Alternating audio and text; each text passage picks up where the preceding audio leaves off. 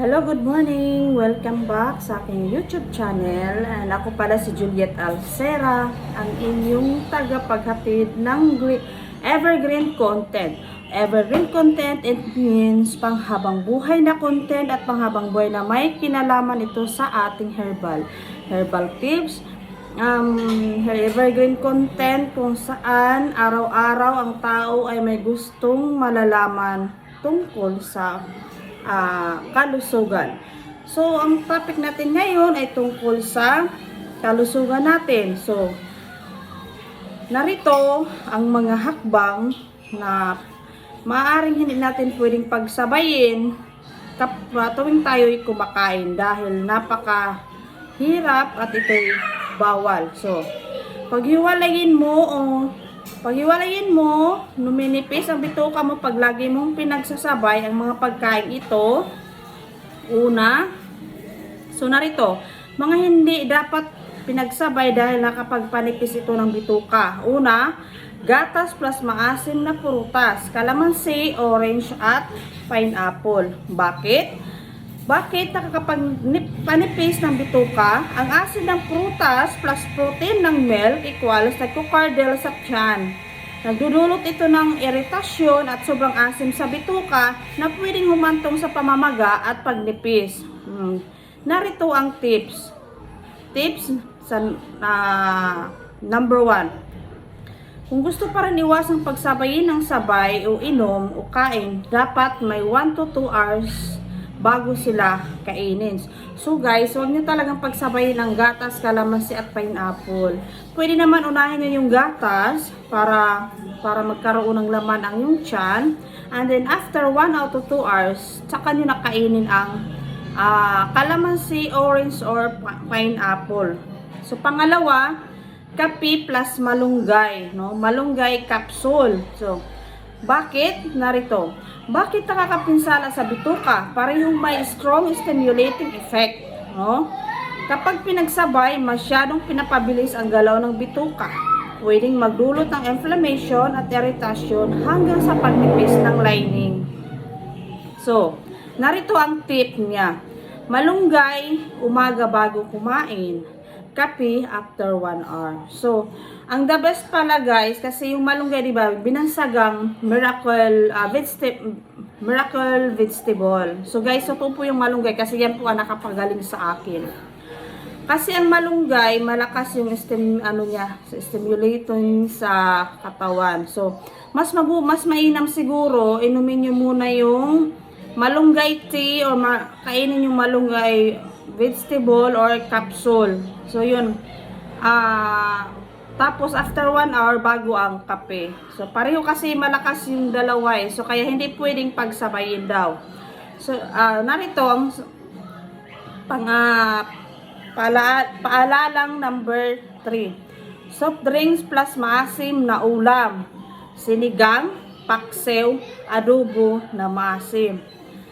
So, kasi ang soft drinks, mataas din ang niyan. Mataas din yung asim niyan. So, kung bakit?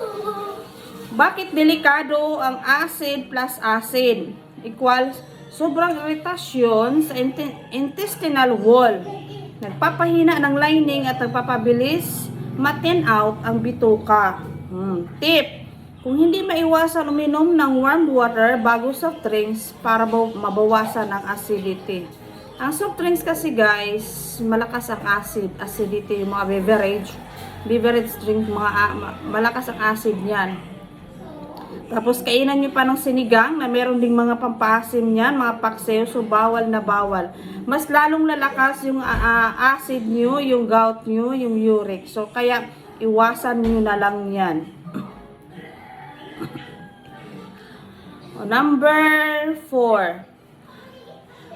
Tip number 4, alak plus spicy foods. Bicol Express, spicy wings. Ay, Diyos ko, yung mahilig mo uminom nito, yung mga umiinom ng alak, tapos magpulutan ng mga ganyang ulam. Naku, napakadelikado po. Bakit?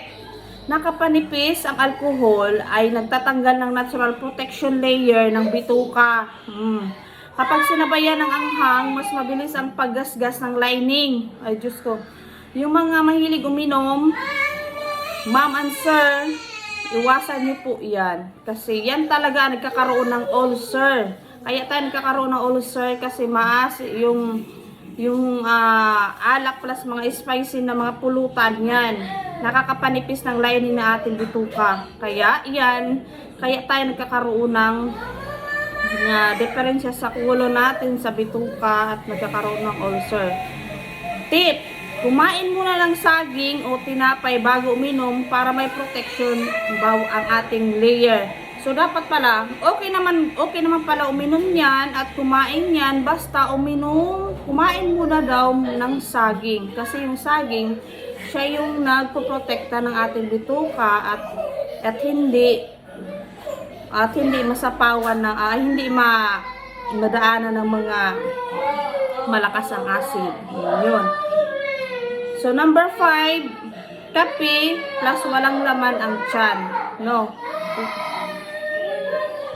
So number 5, kape plus walang laman ang tiyan. Guys. sorry. Every morning pagkagising ko, hindi agad ako umiinom ng kape. Ang ginagawa ko, umiinom muna ako ng maligamgam. So after 1 hour, tsaka na ako umiinom ng kape o sinasabay ko sa pagkain. Bakit?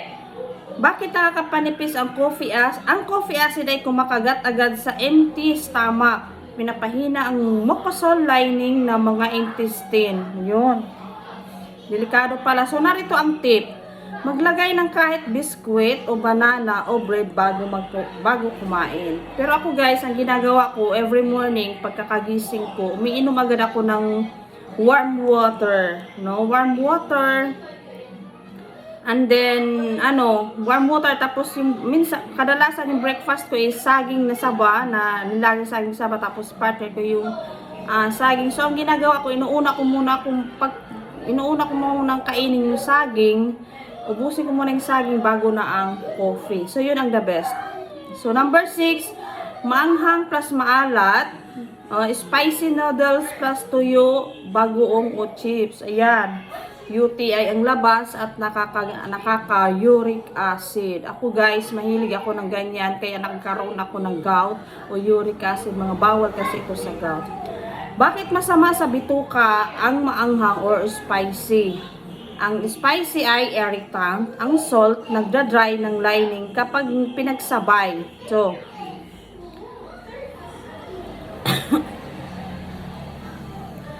double damage, inflammation, pagnipis ng bituka. So guys, ang asin pala, ang salt ay nagda-dry ng lining kapag pinagsabay, tapos double damage pa, inflammation na ng pagnipis ng bituka. Narito ang tip, bawasan ang anghang o bawasan ang alat. Huwag pagsabayin ito sa pagkain natin. Bawal yan. So, pwedeng kumain pero huwag masyadong marami. Kunti lang. So, number 7, maasim plus gatas o yogurt. Yakult plus mango or calamansi. Yogurt plus citrus. Bawal na bawal. Ayay. Yung citrus po, bawal po yan sa mga may acid at bawal sa mayroong mga gout. So, ganito. Bakit delikado? Nagbibigay ng acid shock sa digestive lining. Kapag madalas humihina ang mucus protection ng ating intestine. So, narito ang tip. Pwede silang kainin pero magkahiwalay sa oras. Pwede nyo silang kainin pero dapat hindi isabay. Halimbawa, yung yogurt, unahin mo muna. After 1 hour, tsaka na ang calamansi or citrus. Yan, para hindi kayo magkakaroon ng diferensya sa intestine. So, number 8, powdered juice plus mantika. Tulad ng fried ulam plus powdered drinks. Naku, madalas ito sa mga anak ko, madalas ito nung kainin ng mga anak ko, lalo pag lunch, nagpaprito, fried chicken, tapos bumibili ng coke or di kaya juice. Naku, bawal pala ito. So, simula nang malaman ko ito na ganito pala bawal, hindi ko na pinapakain yung mga anak ko ng tulad ng ganito. Bakit? Nakapinsala ng bituka. Powder drinks, synthetic acid plus preservatives, no? Preservatives, And then, ang mantika, inflammatory fatty acids. Pag pinagsabay, mas mataas ang chance ng bituka na iritasyon at pagnipis ng lining. So, narito ang tip. Mas mabuti tubig habang kumakain ng prito. Yes, meron akong video nito. So, panoorin nyo na lang guys yung video ko tungkol dito sa mga fatty na kung kapag kayo mahilig kumain ng mga prito, uminom lang kayo ng, after nyo kumain, uminom lang kayo ng warm water para matunaw yung mga fats sa ating bituka at naiihi at matatay ito.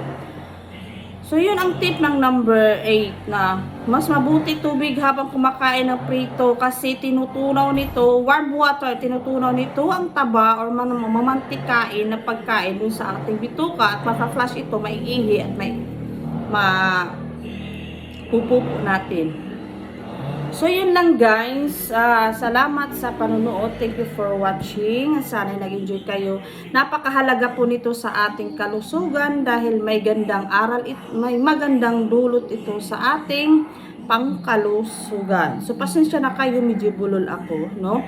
So, yun lang. Salamat. But bago yan, paki-share, paki-react, and subscribe naman ng aking YouTube channel. So, bye-bye! Thank you for watching!